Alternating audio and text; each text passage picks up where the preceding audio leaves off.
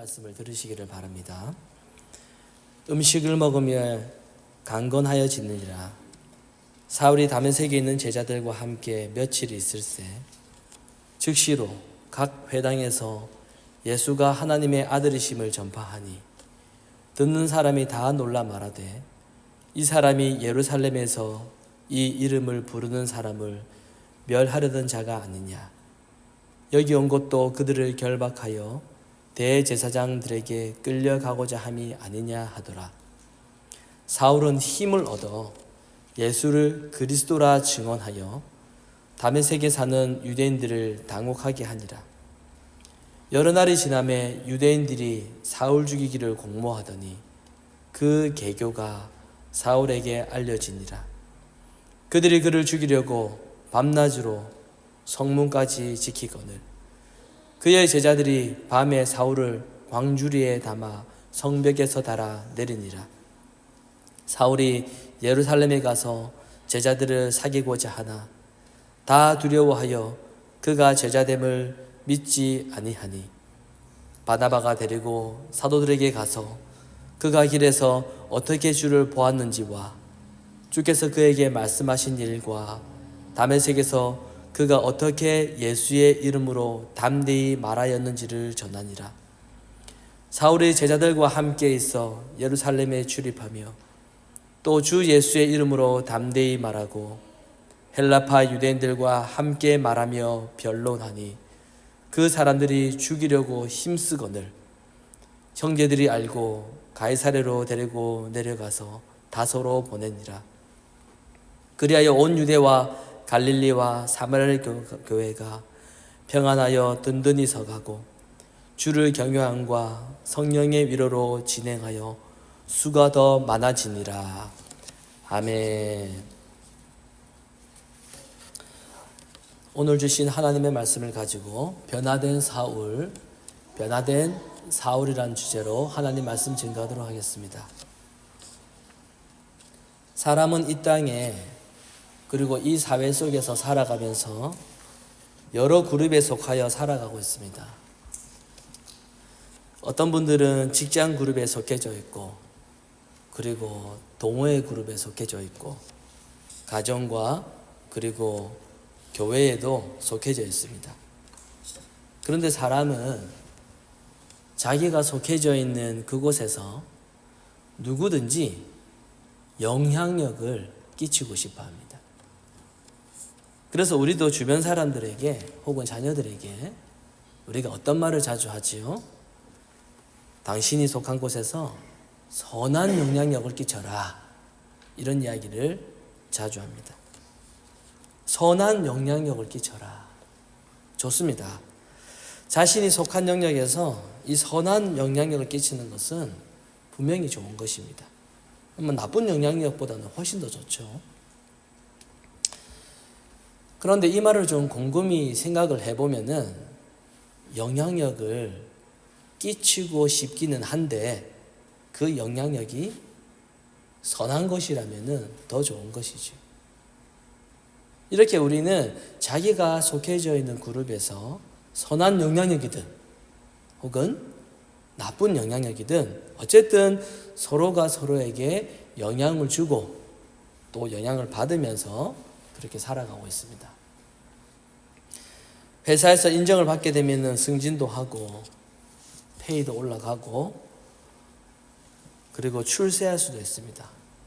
그래서 윗사람에게 잘 보이기 위해서 더 열심히 하고 또 때로는 과도한 그 열심으로 인해서 같이 함께 일하는 동료 직원들과 경쟁하고 다툼이 일어나기도 합니다. 제 경험상 교회도 이와 비슷합니다. 자기가 맡은 부서가 성장을 하면은 보통 일반적으로 당회에서 인정을 받게 됩니다. 칭찬을 받죠. 그런데 점점 자기가 맡은 부서의 숫자가 줄어들기 시작하면은 왜 숫자가 줄었는지 원인을 묻고 책임을 묻습니다. 도대체 어떻게 했길래 이렇게 되었냐라고 그렇게 묻습니다. 그렇다 보니까 교회 안에서 부서끼리 서로 경쟁이 붙기 시작합니다. 특히나 이 청년부와 이 주일학교가 제일 많은 갈등이 있습니다. 주일학교는 늘 일꾼이 부족합니다. 그래서 봉사할 청년들을 최대한 많이 동원을 해야 되는데 그렇게 하다 보니까 이 청년부 모임이 어려워지게 되는 거예요. 청년부에서 뭘 하려고 그러면은 그 청년이 유치부에 교사를 하고 있다면 유치부에서 뭐 준비한다. 그리고 성경학교 준비한다. 교사 생일 파티 가야 된다. 라고 그렇게 말하면서 빠지게 됩니다. 뭐 가기 싫으면 뭐 시험 기간이라고 그렇게 말하기도 하죠. 그리고 주일학교는 다른 부서가 행사를 하게 되면은 비교되기 싫어서 또 다른 행사를 만들어냅니다. 그렇게 하려고 하면은 누가 필요하죠? 청년들이 또 필요합니다. 인원을 동원하기 위해서 봉사활동 점수를 준다고 하고 심지어는 교회에서 부서에서 봉사한 대가로 돈을 지불하기도 합니다. 이렇게 교회에서도 서로가 자신의 부서의 목적을 이루기 위해서 열심을 내고 경쟁을 합니다. 그런데 여러분, 교회에서 봉사를 하면서 인정을 받는 것은 사실은 세상에서의 자기 출세와는 상관이 없습니다. 성도가 교회에서 인정을 받는다고 해서 세상 사람들이 그에게 성공했다라고 생각하지 않습니다. 그리고 교회에서 인정을 받아도 자기가 속한 직장에서 돈을 더 많이 받는 것도 아닙니다. 스펙이 되는 것이 아니에요. 그렇지만 교회에서의 인정을 받는 것은 자기 자존심과 연관이 됩니다. 자신이 교회에서 영향력이 있는 사람이라는 생각이 들면은 그때 다가오는 이 자존감이 굉장히 상당합니다. 그것을 즐기고 싶어 해요. 제가 볼 때 이민교회는 더 그렇습니다. 이 이민자가 서양 중심의 사회에서 인정을 받는다라든지 이렇게 영향을 끼치는 것이 사실은 쉽지가 않아요. 그래서 더더욱 교회에서 영향력을 끼치고 싶어 하는 경향이 많이 있습니다. 그래서 자신이 교회 활동을 할 수 있는 그 시간과 환경이 되거나 재력이 있는 사람들은 교회에서 뭐든지 열심히 하려고 하는 그 마음을 가지게 되는 것이죠. 교회를 위해서 열심히 봉사해서 자신의 존재를 드러내고 교회에서 나라고 하는 이 인간이 얼마나 필요한지 보여주고 싶어 합니다. 그래서 모든 사람은 자기가 속한 집단에서 소외되지 않기 위해서 자신이 속한 집단에서 제외되고 싶지 않기 때문에 열심히 하는 겁니다. 열심히 하는 것을 보여주어서 많은 사람들이 자신을 기억해 주기를 바라고 있습니다. 자, 이러한 사고방식을 가지고 있는 사람들은 어떤 말을 듣기를 좋아할까요? 이들은 일반적으로 적극적인 사고방식을 가져라, 이 말을 좋아합니다. 열심히 해서 적극적으로 시도를 하고 그리고 목표를 이루어가는 그 방식을 아주 좋아합니다. 근데 여기에서 성경 구절을 갖다 붙여서 스스로 분발하고 독려하고 힘을 내도록 그렇게 부추깁니다. 그런데 여러분, 성경은 그런 것을 요구하지 않습니다. 적어도 제가 보는 성경은 그렇지 않아요. 적극적인 사고방식을 가져라. 믿음을 가지면 모든 것이 가능하다. 기도하면 다 이루어진다. 열심히 하나님을 의지하면 모든 것이 다 잘 된다. 라고 성경은 가르치지 않습니다. 그런데 사람들은 성경을 보면서도 그런 방식으로 성경을 보고 싶어 합니다. 그런 방식으로 성경을 해석하고 싶어 합니다. 똑같은 성경을 보는데도 자꾸만 성경이 그렇게 보이는 거예요. 내 마음이 그러니까. 하나님은 우리에게 적극적으로 인생을 살아가라고 그렇게 요구하신다. 열심히 일할 것을 요구하고 항상 분발하는 신앙생활을 하라고 그렇게 요구하신다라는 거예요. 물론 여러분, 우리가 인생을 열심히 성실하게 살아가야 됩니다. 나태하고 나약하고 힘이 없고 뭐 될 대로 되겠지 라고 생각하면 그 인생이 분명히 힘들어지겠죠. 그러나 이런 적극적이고 긍정적인 사고방식을 가지는 것은 물론 좋은데 이것을 성경을 대입해서 해석하는 그 방식이 문제라는 것입니다. 예를 들면은 성경에서 바울은 참 많은 활동을 하였습니다. 이것을 어떻게 생각하게 되지요? 우리도 바울처럼 열심히 복음을 전하고 열정적으로 그렇게 살아가야 된다라고 그렇게 말하는 겁니다.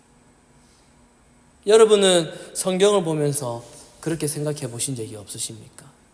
바울의 사역들을 보면서 우리도 바울처럼 열심히 이렇게 교회도 세우고 그렇게 전도도 하면서 최선을 다해 그렇게 살아가야 된다.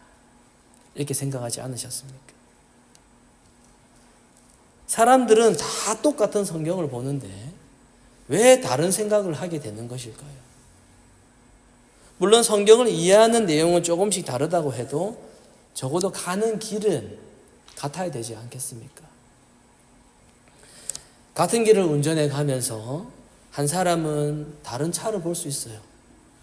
차 안에서 지나가는 다른 차를 볼 수도 있고, 또 한 사람은 길거리에 있는 가게 간판을 볼 수도 있습니다.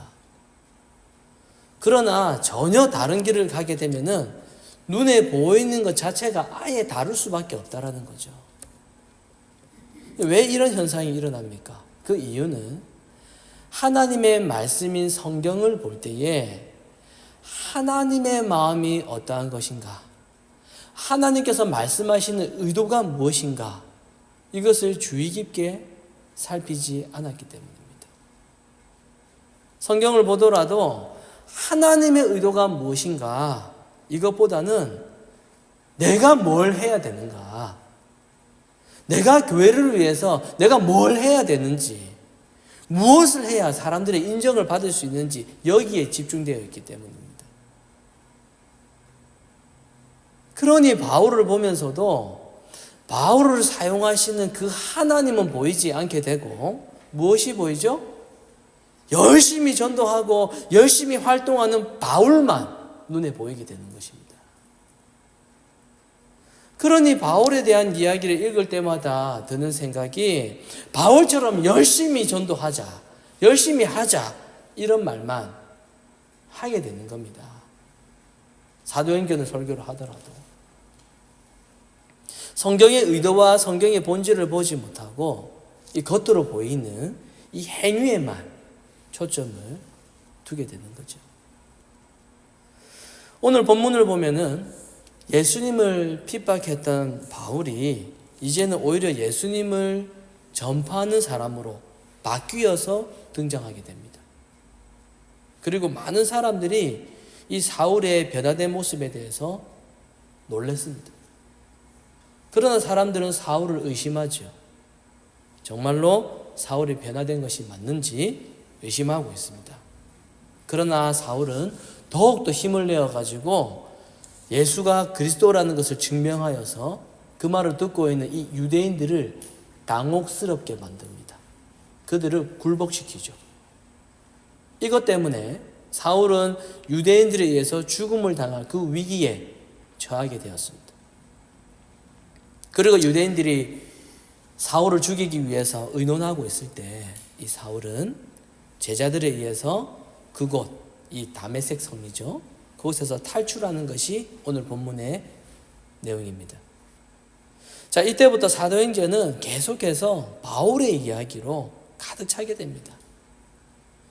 이처럼 사도행전이 사도 바울의 이야기로 막 전개되고 있으니까 많은 사람들이 사도행전을 읽으면서 생각을 하기를 사도 바울이 그만큼 일을 많이 했고 또 교회 역사 속에서 큰 영향을 끼친 사람이라는 생각을 하게 되겠죠. 그래서 바울을 보면서 어떻게 생각을 합니까? 자신도 그런 사람이 되고 싶어 합니다. 그러나 여러분, 성경은 사도 바울을 도구로 삼아서 하나님을 보여주려고 하는 것입니다. 사도 바울은 도구예요. 바울을 도구로 삼으신 하나님께서 어떤 일을 하셨는지를 보여주는 게 그게 바로 성경입니다. 근데 많은 사람들이 성경을 보면서 하나님은 가려지고 사람이 드러나 그렇게 보게 되는 거죠.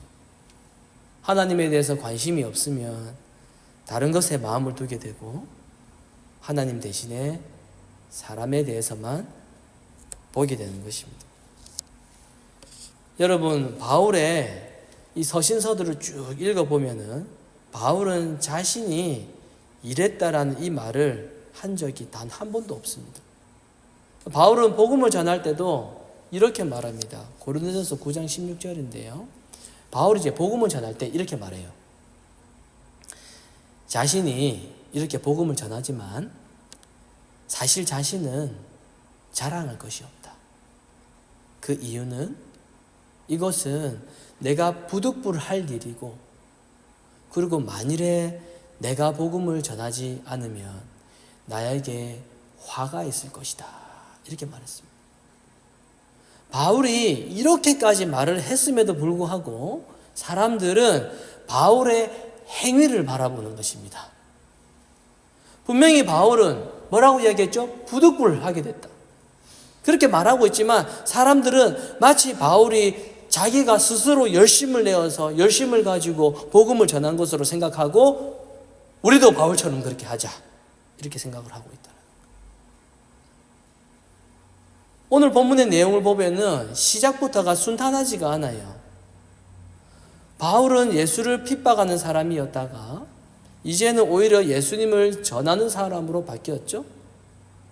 그러면 여러분, 이제 예수님을 전하는 사람으로 바뀌었는데, 그러면 바울이 복을 받아가지고 그 바울의 그 인생이 더 순탄한 방향으로 흘러가는 것이 보기 좋지 않겠습니까?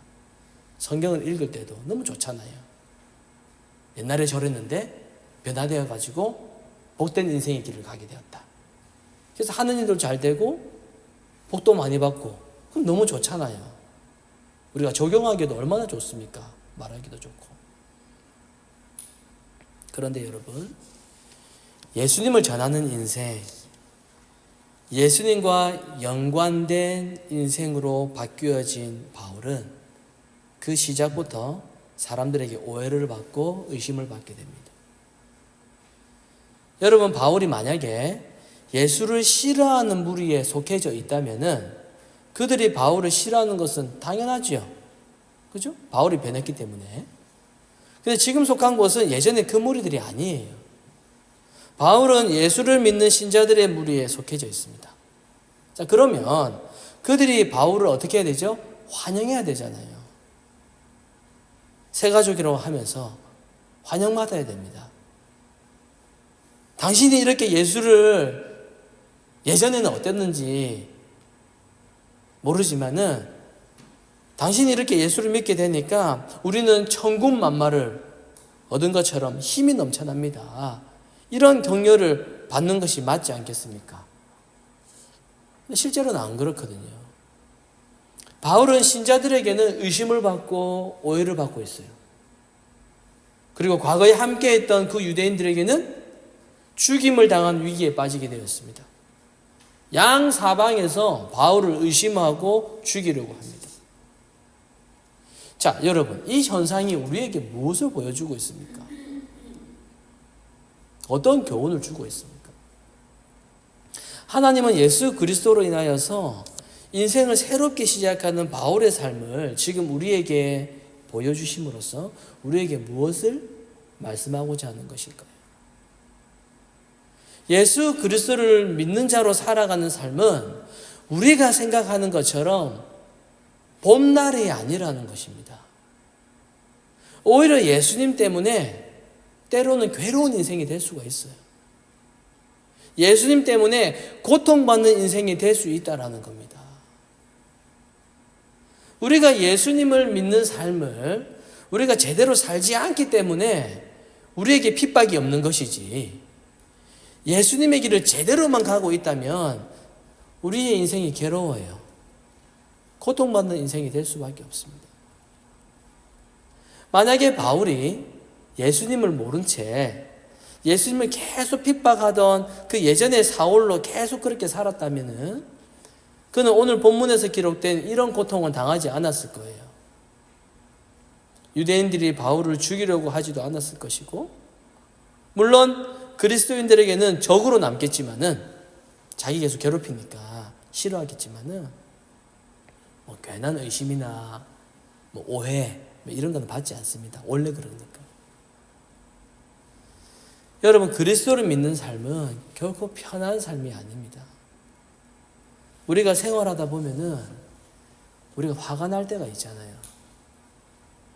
때로는 거짓말도 하고 싶을 때가 있고, 그리고 소리치고 싶을 때도 있고, 또 화가 나면 누군가를 때리고 싶을 때도 있고, 신경질 내고 싶을 때도 우리 많이 있지 않습니까? 왜 그렇게 안 합니까? 왜 자기에게 있는 그 감정대로 왜 그렇게 다 표출을 안 하지요? 신자이기 때문에 한 번 더 생각하고 한 번 더 참아보려고 하는 거지 않습니까? 여러분, 사람이 화를 참는 것이 참 고통스럽습니다. 이 화를 참는 게. 오히려 신자가 아니었다면은, 내가 교회에 다니는 것을 저 사람이 몰랐다면은 내가 내 편한 대로, 내 하고 싶은 대로, 내 가고 싶은 대로, 내가 즐기고 싶은 대로 즐기면서 그렇게 살았을 인생인데, 신자이다 보니까, 예수님을 믿으니까 마음에도 걸리고 하고 싶은 대로 못하니까 고통받는 겁니다. 스트레스 쌓이는 겁니다. 예수님을 알지 못하는 자들이나 예수님을 믿지 않는 자는 여러분, 하나님이 그냥 내버려 두십니다. 악한 짓을 해도, 악한 선택을 해도 웬만하면은 하나님이 그냥 내버려 두세요. 그래서 자기가 하고 싶은 대로 하고, 자기 욕망대로, 자기가 거짓말하고 싶으면 거짓말하고, 사람들 괴롭히고 싶으면 괴롭히고, 자기 하고 싶은 대로 하면서 살도록 하나님께서 그 악인들을 그냥 내버려 두십니다. 그래서 그 사람들을 보면은 참 편하게 느껴져요. 자기 하고 싶은 대로 하니까. 하나님이 간섭하지 않으시면은 자기 삶이 얼마나 편한지 모릅니다. 그런데 하나님의 백성은 하나님께서 절대 내버려 두지 않으십니다. 하나님께서 막 간섭을 하시니까 화내고 죄를 짓고 싶은데 마음에 걸리는 거예요. 그리고 우리가 죄악의 길을 가지 못하도록 하나님께서 우리에게 막 매질하실 때도 있습니다. 정신 차리라고 매질할 때도 있어요. 돈 좋아하니까 사업 망하게 하시고, 때로는 막 몸도 아프게 하시고, 어쩔 때는 막 아무것도 못하게 하실 때도 있어요. 그것이 우리에게는 고통으로 느껴지는 겁니다. 왜? 내가 하고 싶은 대로 못하니까. 그러나 그러한 고통 가운데서도 끝까지 예수님을 믿는 모습으로 살게끔 그렇게 인도하십니다. 우리는 이러한 하나님의 일하심을 성경에 등장하는 수많은 하나님의 사람들을 통해서 확인할 수 있게 되는 거죠. 예수님의 제자들인 사도들은 예수님만 아니었다면 모두 다 자기 삶을 살아갔을 것입니다. 고통당하지도 않고 핍박당하지도 않고 편안하게 자기 인생을 살았을 거예요. 그러나 그들이 예수님과 연관되기 시작하니까 더 이상 자기 인생을 산 것이 아니라 예수님을 위한 인생을 살게 되었고, 그 결과로 예수님을 위한 죽음을 맞이하게 되었습니다. 여러분, 이게 바로 제자의 인생입니다. 그러나 여러분, 오늘날 우리 기독교인들은 그러한 것들을 감당하고 싶어 하지 않습니다. 자기가 예수님과 연관되면, 자기가 예수님을 믿으면 그야말로 자기 인생이 핑크빛 인생으로 그렇게 변할 것이라고 생각합니다. 예수님 때문에 내 인생이 복을 받고 내가 하나님께 기도하니까 내 가정과 내 자녀가 잘 될 것만을 기대하고 있습니다. 여러분, 이것은 옳은 신앙이 아닙니다. 신자가 이 세상을 살아갈 때 예수님은 분명히 신자들에게는 세상적으로 걸림돌이 되실 거예요. 불의와 악한 생각으로 살아가고 있는 이 세상 속에서 신자들이 의와 진리로 산다라는 것은 여러분, 그 자기 인생을 포기하는 거예요. 사람들에게 오해받기도 하고 의심받기도 하고 때로는 나를 몰아내고 거부하는 소외감까지 당할 수 있는 것이 바로 신앙을 가지고 사는 것입니다. 그런데 많은 사람들은 세상에 있는 것을 잃지 않기 위해서 세상의 것을 더 누리고 유지하고 싶어서 예수를 찾고 있습니다. 어떻게 하면 희생과 헌신이 없고 내 자녀와 내 가정과 내 프라이버시와 나에게 부담 없는 선에서 예수를 찾고 싶어 합니다. 여러분, 이게 바로 시작부터가 잘못된 것이죠. 예수님은 우리에게 그런 것들 약속하지 않았습니다. 그런데 우리가 그것을 기대하고 있어요. 이것부터가 아예 처음부터 예수님께는 마음이 없다라는 증거입니다. 사랑하는 성도 여러분, 주님께서 우리를 위해서 십자가에 죽으셨습니다. 그 십자가가 어떤 자리죠? 수치스럽고 온갖 멸시와 의심과 오해를 받는 그 자리가 바로 십자가입니다. 주님께서 우리를 바로 그 자리로 부르신 거예요. 하나님의 자녀들을 그 자리로 부르신 겁니다. 자기 십자가 지고 오라는 거예요. 만약에 우리가 주님께로부터 받은 그 크신 사랑과 그 은혜를 우리가 알고 있다면은 여러분, 우리가 그 자리를 거절하지 않겠죠. 그 사랑이 너무 크니까. 우리에게 베푸르신 그 주님의 사랑이 너무나도 크기 때문에, 그 은혜가 너무나도 크기 때문에 설사 내가 주님으로 인해서 죽는다고 할지라도 그 길을 마다하지 않겠다라고 하는 그 길로 우리를 이끄시는 것이 바로, 그게 바로 주님의 사랑이고 주님의 은혜입니다. 주님께 부름을 입은 자의 삶이 그렇게 달라지는 겁니다. 저는 여러분에게 우리가 주님을 위해서 막 무언가를 하자, 주님을 위해서 열심히 무언가를 이루자, 이렇게 말하고 싶지 않습니다. 저와 여러분이 해야 할 일이 있다면은 주님의 사랑과 그 크신 은혜가 우리를 그러한 삶으로 이끌어내실 것입니다. 제가 뭔가를 막 하자고 해가지고 하는 것이 아니라 여러분 속에 있는 그 주님의 은혜와 그 크신 사랑에 의해서 자연스럽게 나와져야 되는 것입니다. 그러니 사랑하는 성도 여러분, 주님의 사랑과 그 크신 은혜를 우리가 깨달으면 깨달을수록, 우리가 알면 알수록 바울과 같은 그런 고난의 삶도 피하지 않을 거예요. 우리가 그것을 믿을 수 있어야 됩니다.